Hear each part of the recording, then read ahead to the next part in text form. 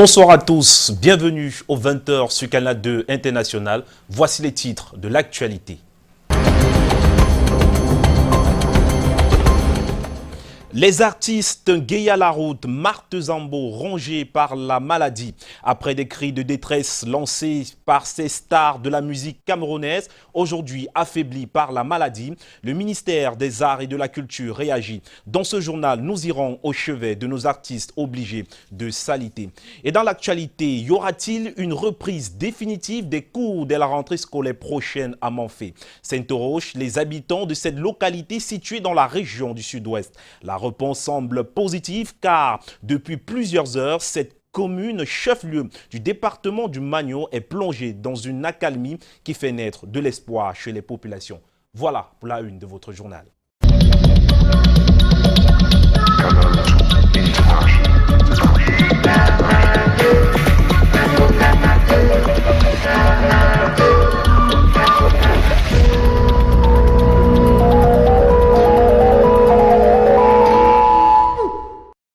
Bienvenue à tous. Le ministère des Arts et de la Culture répond favorablement aux cris de détresse lancés par les artistes Guéa Laroute et Marthe Zambo. L'inspecteur numéro 1 du dit ministère était ce jour au chevet des malades. Il a remis des enveloppes dont le montant est resté secret. Charles Robeitok, Henri Tinda. Cloué sur un fauteuil, des médicaments à son chevet, celle qui aura fait vibrer des générations à travers ses mélodies, souffre dans sa chair, frappée par une maladie métabolique et un diabète. Seule une chirurgie réparatrice lui permettra d'avoir plein contrôle de ses mouvements. Le seul bémol ici est le déficit de moyens financiers.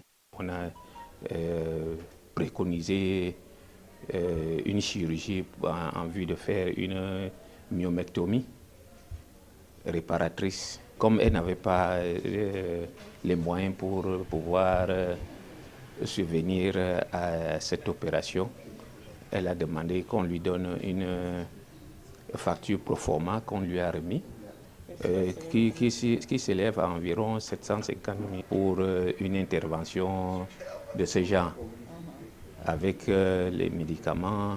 Comme elle, Maman Guéa, anéantie, voire affaibli par la maladie, lance un cri de détresse vers les âmes de bonne volonté pour une opération chirurgicale qui lui offrirait une seconde chance de vie.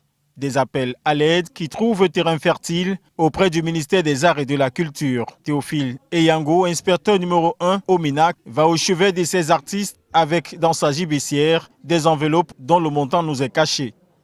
Un geste non négligeable et apprécié qui permettra de faire face aux exigences sanitaires. Je suis trop fatiguée, j'étouffe. Merci beaucoup, merci pour le ministre des Arts et de la Culture, merci. C'est trop petit, avec les trous que j'ai là-bas dans le ventre.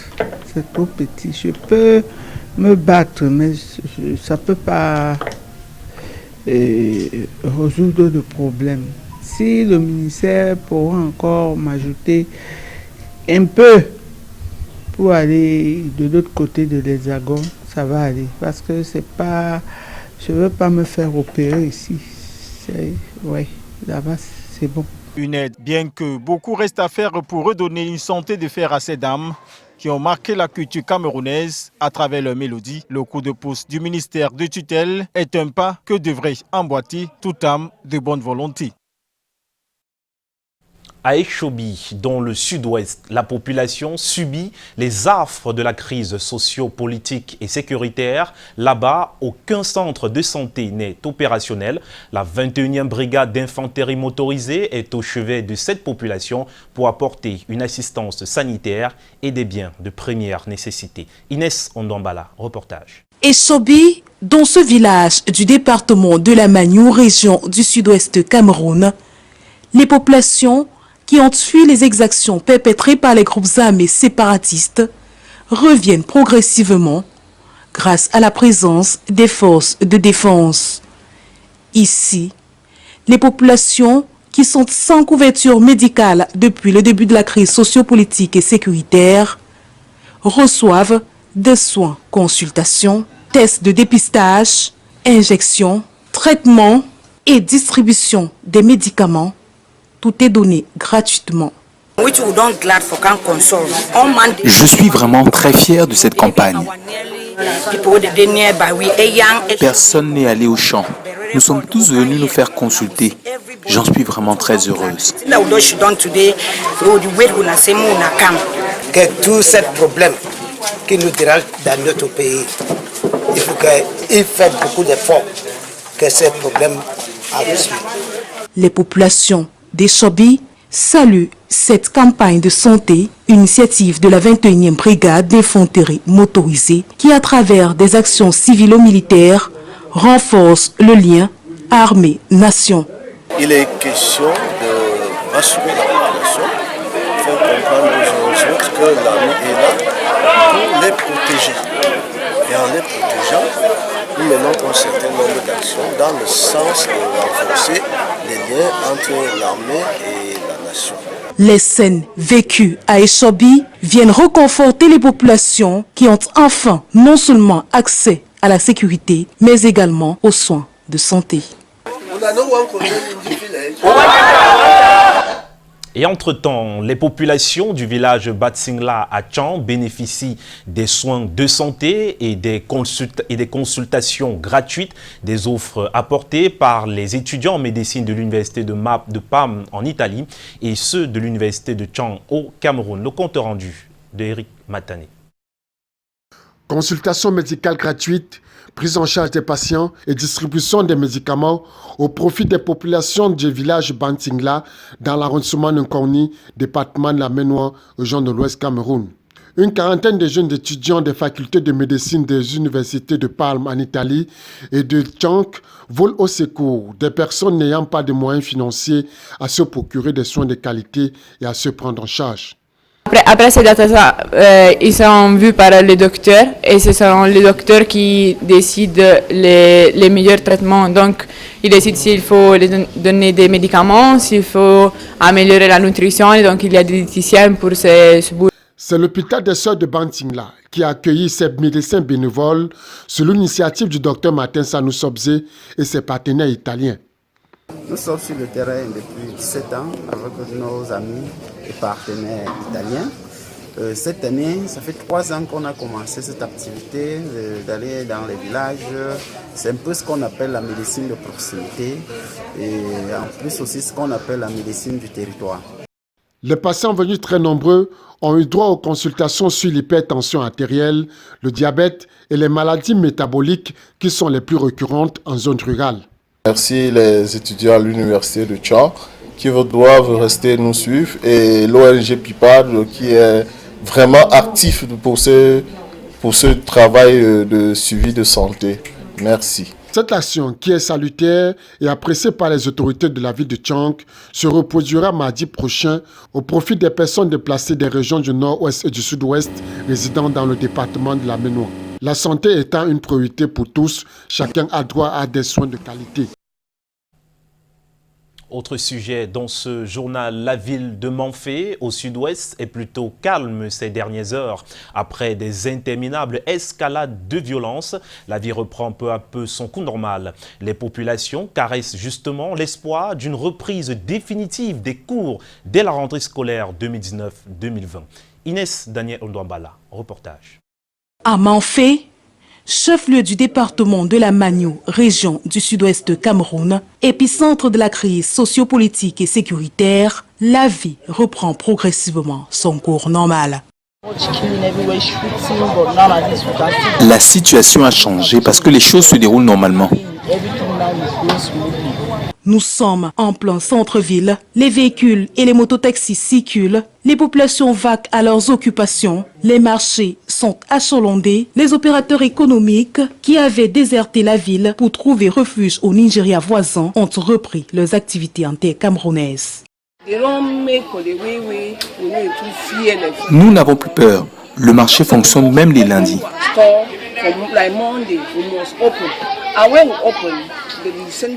Heureusement, nous sommes sous la sécurité des militaires.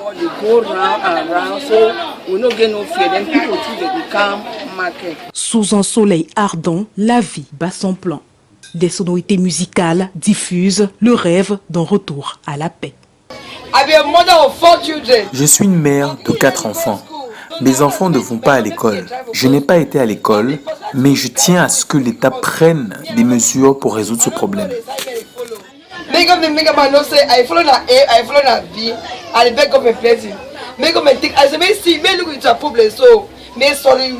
Dans cette ambiance, les populations émettent le vœu de voir leurs enfants reprendre le chemin de l'école.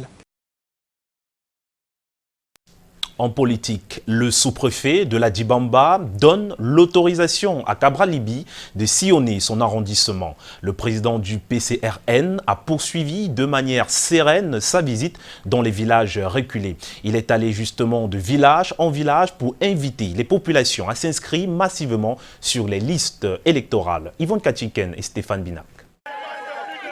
Il n'y a pas eu d'interdiction dans l'arrondissement de la Dibamba. Le sous-préfet a permis aux populations d'accueillir un des leurs, leur fils. Ça, c'est mon fils. Je vous ai dit que je suis ressortissant d'Union Kélé. Donc, c'est mon fils. De Piti à Logbadjek, ces 14 villages qui attendaient de voir de visu celui qu'ils avaient choisi en 2018. Ils le découvrent pour la plupart. Cabral Libye, le président du Parti camerounais pour la réconciliation nationale, est venu dans l'arrondissement de la Dibamba dire aux populations de s'inscrire sur les listes électorales et de préparer les prochaines échéances électorales avec sérénité. D'un village à l'autre, les routes boueuses, difficiles d'accès, mais il y est arrivé pour voir les visages de ces hommes et femmes qui l'ont porté en triomphe.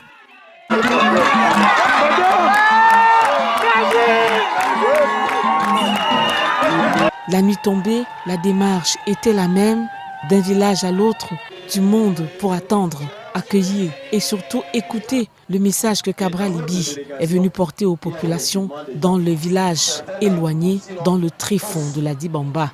Il y est allé d'un cœur joyeux et c'est tout ému et en larmes que la plupart des populations ici repartaient heureux d'avoir écouté le message du président du PCRN.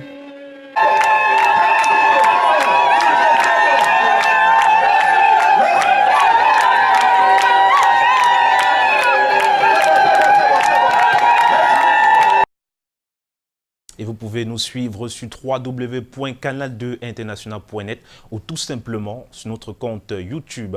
Et l'actualité, c'est également avec le ministre de l'Habitat et du Développement urbain et le ministre du Domaine, du Cadastre et des Affaires foncières qui ont tenu une assise le 16 août dernier à Yaoundé. L'ordre du jour a porté principalement sur l'état d'avancement des travaux sur l'autoroute Yaoundé-Simalem et la situation foncière d'Olembe. Janice Kamga, Olive Elumba et Luc Vaudor. 2 points sont à retenir de l'assise interministérielle ad hoc Mindu-Mincaf sur le projet gouvernemental de la zone d'habitat d'Olembe et les grands chantiers transversaux. D'un, l'autoroute Yaoundé-Simalem pourra être livrée d'ici décembre 2020 et l'exécution du programme d'aménagement des abords de la dite autoroute est en urgence. Nous avons identifié ce qui permettait de créer les conditions d'achèvement, d'accélération des travaux pour l'autoroute Yaoundé-Simalem. C'est ces différents aspects interpellant le MINCAF, les DUP, les problèmes d'indemnisation, nous les avons cernés pour permettre que, comme le chef d'État l'a prescrit, nous soyons en tant que département ministériel, en tant que gouvernement, à même de permettre le démarrage et en tout cas la livraison provisoire de cette autoroute des Simalem par rapport à la CHAN 2020. Les résolutions, comme vous l'avez suivi dans le cadre du communiqué final, nous conduisent à faire des descentes sur le terrain après avoir capitalisé les documents, la signature des... De deux, la situation foncière des terrains de la zone d'Olembe est suivie en priorité. Célestine Ketcha-Cortés rassure, tout a été mis en œuvre, que les acquéreurs aient leur titre de propriété dans de brefs délais. La question des logements sociaux d'Olembe nous interpelle pour répondre à l'appel et à la volonté du chef de l'État. Faire de l'habitat une politique digne de ce nom au Cameroun. Et il y a l'Olembe, la nouvelle ville d'Olembe, que le président a bien voulu dans le cadre du programme des 10 000 logements sociaux et 50 000 parcelles constructibles qui méritaient notre attention et notre travail en symbiose. Parce que, figurez-vous, nous avons mis en œuvre toutes les conditions pour accélérer la copropriété, la commercialisation et l'accès des acquéreurs à un titre de propriété. Cette assise illustre à suffisance la mise en branle de la politique du chef de l'État, Paul Biya, à travers l'action concertée du ministère de l'Habitat et du Développement urbain, du ministère des Domaines, du Cadastre et des Affaires foncières et de la Maïture. Relance de l'économie dans les régions septentrionales du Cameroun. Cela passe par la valorisation des potentialités de ces régions. Il s'agit notamment de l'élevage, de l'agriculture et de la pêche. Yvonne Kachinken et François Mi. Il faut relancer l'économie dans le septentrion. Le sujet préoccupe les citoyens dans cette région où la crise sécuritaire a fait ses effets. La mobilisation doit commencer à nouvelle qui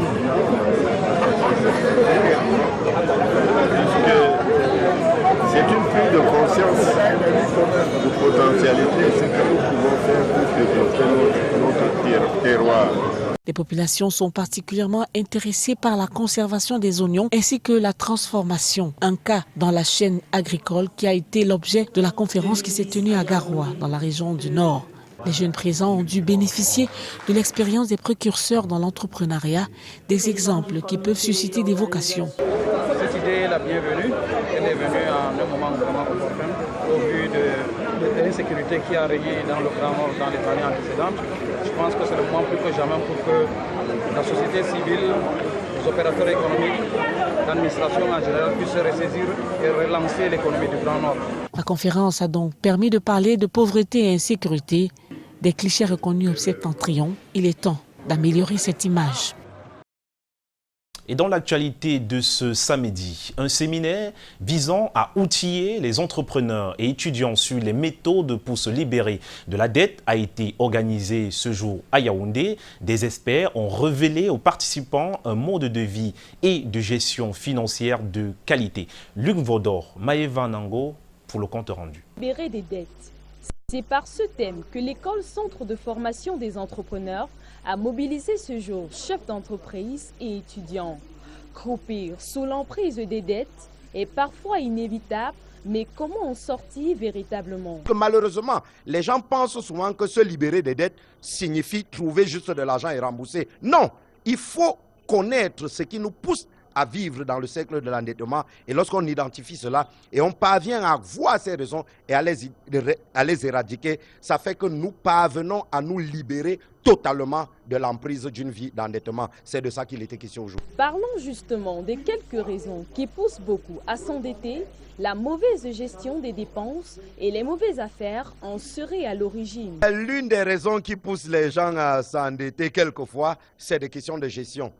Certaines personnes vivent au-delà de ce qu'elles gagnent. Et souvent, ils ne savent pas. C'est très subtil. Mais à chaque fois que vous dépensez plus que ce que vous gagnez, vous serez lié et condamné à l'endettement. Et d'autres personnes se retrouvent également dans l'endettement parce qu'ils ont fait une mauvaise affaire sans comprendre que les questions financières demandent beaucoup d'attention. Des participants du séminaire se disent déjà aguerris après la rencontre. Ce que moi je retiens déjà, c'est qu'on peut sortir de cette spirale. En faisant quoi? Déjà, l'argent n'est pas la solution première. C'est-à-dire qu'on ne paye pas une dette forcément parce qu'on a trouvé de l'argent, mais déjà parce qu'on change son système de pensée. C'est-à-dire qu'on change ses habitudes, on redéfinit ses priorités et également on réajuste son niveau de vie. Reste alors à mettre en pratique les enseignements pour gérer ses dettes de façon responsable et voir ainsi émerger de nouveaux entrepreneurs. Après les obsèques de Sadou Ayatou à Garoua, les fidèles musulmans réunis autour de Sa Majesté Garga Halim, guide spirituel, ont dit la prière du 3e jour d'enterrement de l'ex-premier ministre du Cameroun. C'était vendredi dernier. Charles Robeitok, Aïssa Toubouba. Après les obsèques officielles du gouvernement à l'aéroport international de Garoua, suivi de la prière à la grande mosquée de Garoua et l'inhumation de l'ex-premier ministre Sadou Ayatou, vendredi dernier était le 3e jour d'enterrement. Les fidèles musulmans donnent une signification à cela. En effet, dans les principes islamiques, le bonheur comme le malheur ne dure que 3 jours. Donc ce 3e jour couronne la tristesse, l'angoisse des membres de la famille.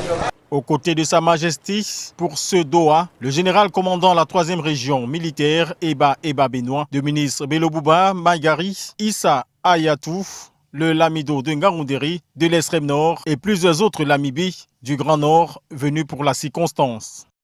Nous voulons, par là, témoigner notre gratitude et notre reconnaissance envers Dieu.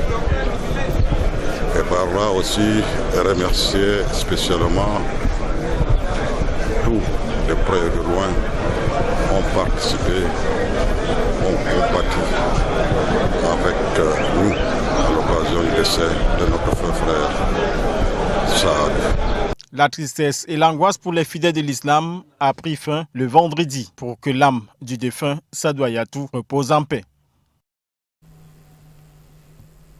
Et de la musique dans ce 20h, l'artiste camerounais Ghislain Dimaye a présenté son nouvel album hier, vendredi, au cabaret Le Parallèle à Yaoundé, une sortie fortement saluée par ses fans Racha Basek Yedna et Guy et Tom avec Bertrand Tassé.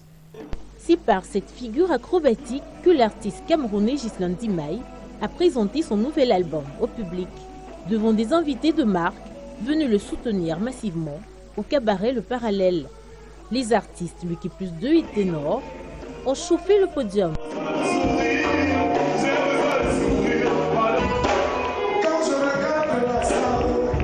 Les humoristes Ulrich Takam et Moussik le charismatique provoquant l'hilarité chez les invités. Thune et habille, si vous n'avez pas fait sa chantation, juste on avance, il va nous faire rire. Dans son style endimanché, Ghislain Dimaye a fait déguster au public quelques titres de son nouvel album. Celui-ci semble conquis. Les fans ont apprécié l'ambiance.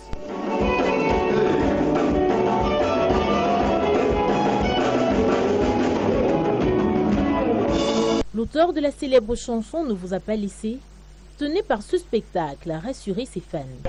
J'étais malade et j'ai pas voulu que l'information soit diffuse. Du coup, je me suis fait soigner et aujourd'hui, il était de bon temps que les gens sachent que je suis revenu avec beaucoup de surprises. Un retour de l'artiste qui n'augure que de bonnes choses.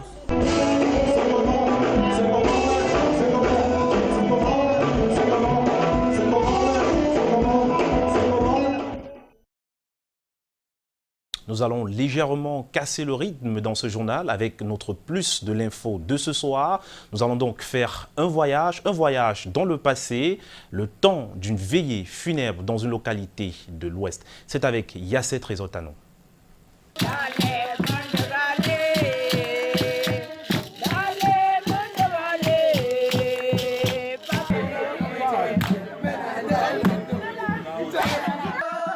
C'est une ambiance de veillée funèbre.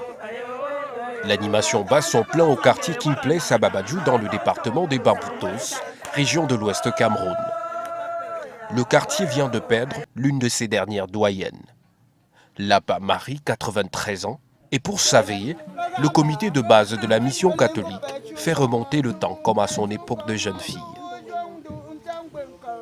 La danse dénommée Bayamo Mangué est exécutée en mémoire de la défunte. Car plus jeune, à leur époque, cela servait d'appât pour les jeunes garçons célibataires.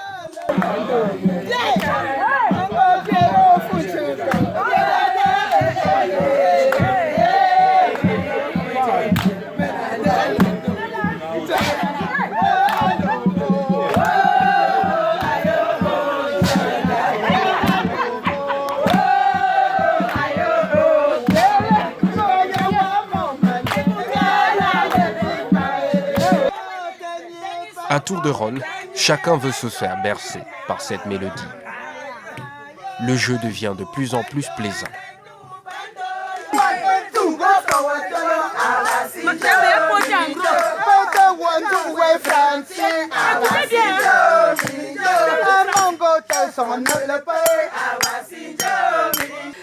Et dans l'ancien temps, quand il n'y avait pas encore de musique,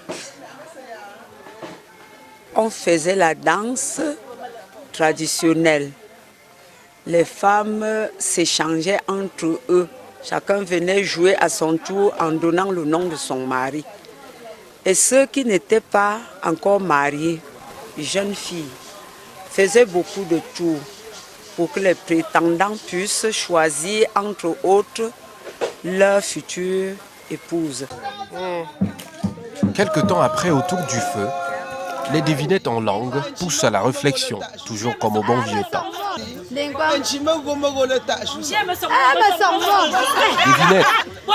Devinettes, net. Je bois mon sang et je mange mes intestins. La réponse est la lampe qui consomme le pétrole en consumant la mèche. Les plus jeunes s'essayent aussi. Devinettes, net.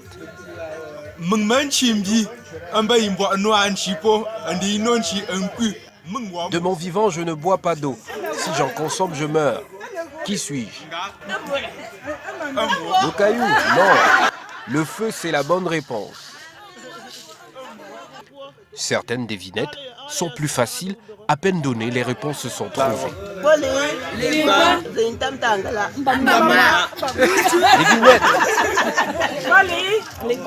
Devinettes. Soigne le chef, soigne le notable. L'herbe. Avec le temps moderne, il y a la venue de la télévision. Alors qu'au temps de nos aïeux, le soir autour du feu, les grands-parents parlaient, faisaient des petits contes et les enfants suivaient. Une époque bien lointaine, mais ressuscitée et chargée d'histoires à raconter. Mangé a connu cette époque-là. Donc les amis m'ont dans le temps. Et nous, encore toutes petites, les bébés que les mamans nous laissaient avant d'aller pour les travaux champêtres devaient être sous notre responsabilité. Et les jeunes filles qui avaient déjà des seins qui se développaient pouvaient donner le téton à l'enfant quand il pleurait. Soit tu lui donnais ton propre sein, ou alors tes lèvres à sucer pour le calmer. Dans le pire des cas, on attendait en bordure de route. Et chaque femme qui allaitait un enfant, de passage donnait son sang au bébé sans faire de complications. Mais de nos jours, cela n'est plus possible, car trop de maladies, et pire encore, le monde est compliqué. Mamie a fait partie de cette époque-là, et c'est pour ça que ce soir, nous ressuscitons tout cela.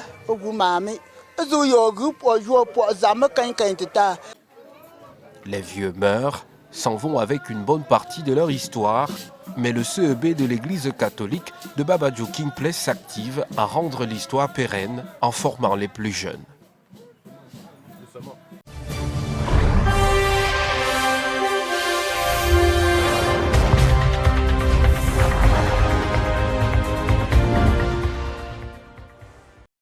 C'était le plus de l'info sur Canal 2 International. Une devinette pour vous, Yassé Trésotanon et nos téléspectateurs. Je suis toute verte et je suis la plus regardée au Cameroun. En tout cas, la réponse est sans doute demain sur cette chaîne. Merci à tous d'avoir regardé le 20h sur Canal 2 International. Prenons rendez-vous demain quand il sera 20h. Au revoir.